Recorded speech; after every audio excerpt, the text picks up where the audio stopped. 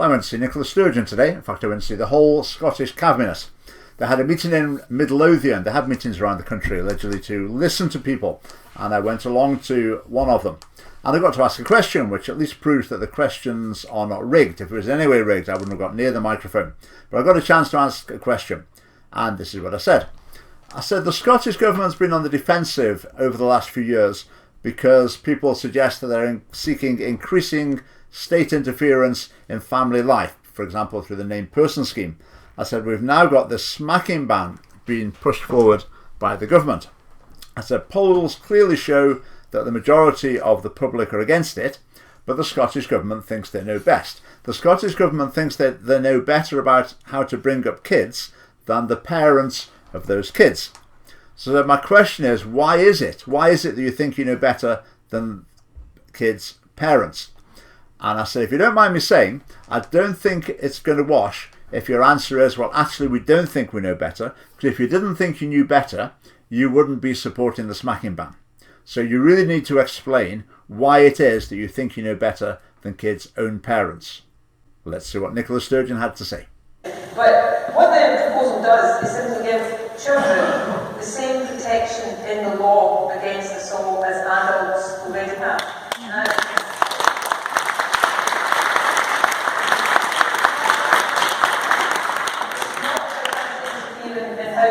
parents bring up their children, that is genuinely not the case. But I happen to take the view that we shouldn't expect children to be any less protected in the law against assault than adults are. So it's simply about bringing some equity into how young people are treated.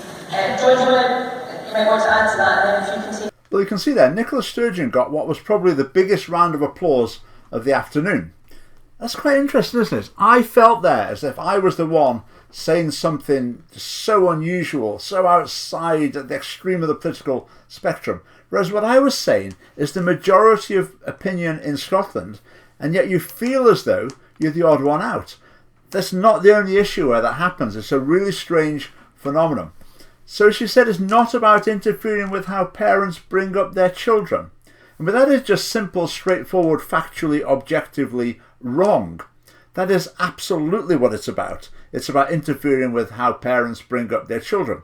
That's like saying the 20-mile-an-hour speed limit is nothing to do with interfering with the way people drive. It's just complete nonsense.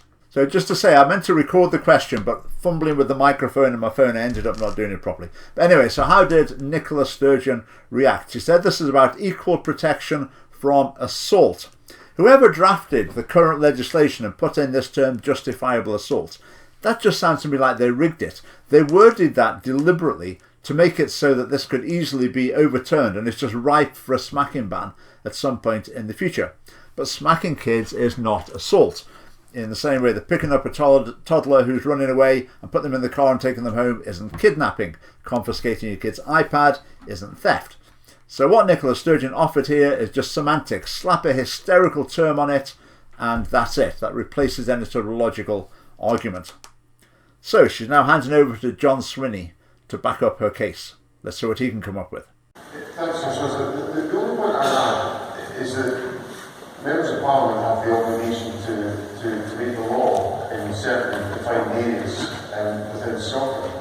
And when Parliament last looked at this issue, it put in place a provision that there was a defence of justifiable assault. Now my phone stopped recording there, but he basically said what he'd got to say.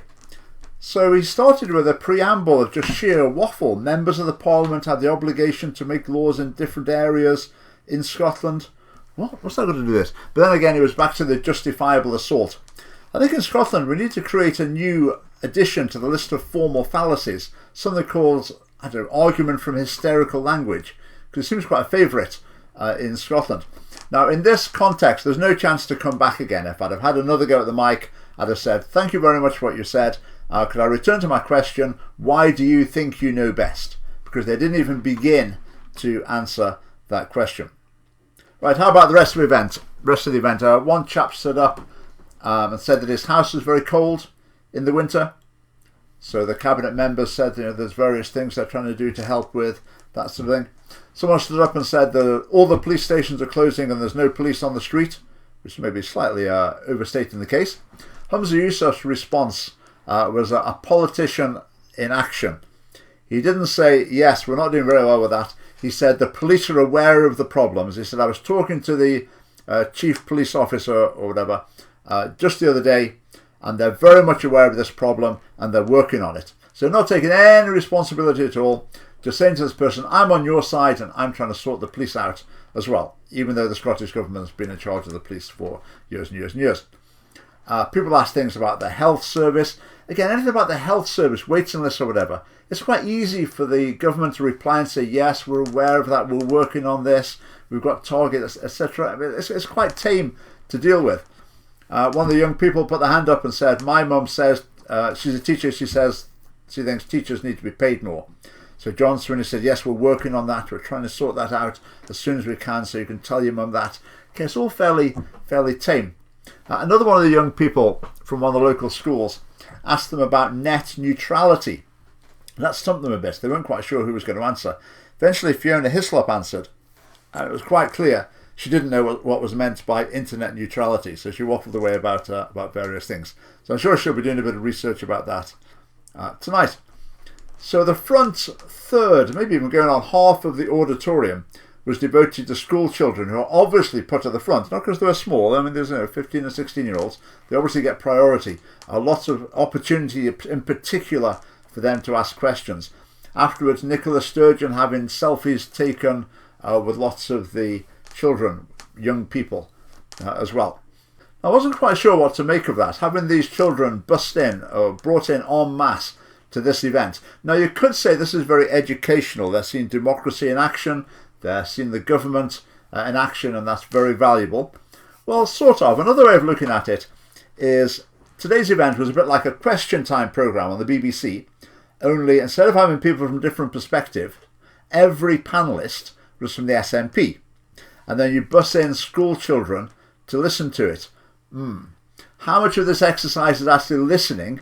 How much of it is a bit of a charm offensive? Is it more a campaign rally as well? There seemed a lot of SNP supporters in the audience. I'm not saying there's anything suspicious about that. They've got a lot of activists. They're probably very organised and they turn up en masse to these things. So how much listening went on? Well, I'm sure they do listen. How much difference will that make?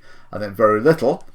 But the positive impression made by them on the audience and the school children in particular was probably quite substantial. So whether or not that sort of event should be paid for by the taxpayer, I'm not at all sure. At the end of the event, a journalist from the Daily Mail came and had a chat with me. He'd heard me ask my question.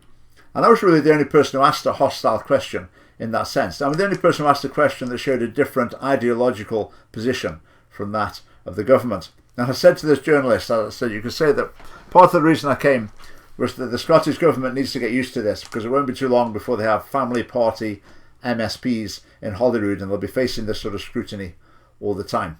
I wondered about asking Nicola Sturgeon if I could get a selfie with her. I'm not sure if she would have done that, but I decided against it in the end. Now, you may have noticed on Google today, if you've been on Google, that there's a birthday cake with candles on. You've probably wondered why that is. It's because it's my birthday today. It's my 50th birthday. So I spent the afternoon having a chat with Nicola Sturgeon and John Sweeney. Well, trying to, in any case. So thanks for all the good wishes people have sent for that, and thanks for watching.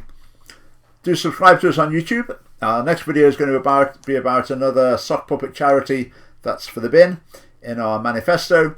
So do subscribe on YouTube. Do join us. We're a political party. There's a link below. And thanks for watching. Bye for now.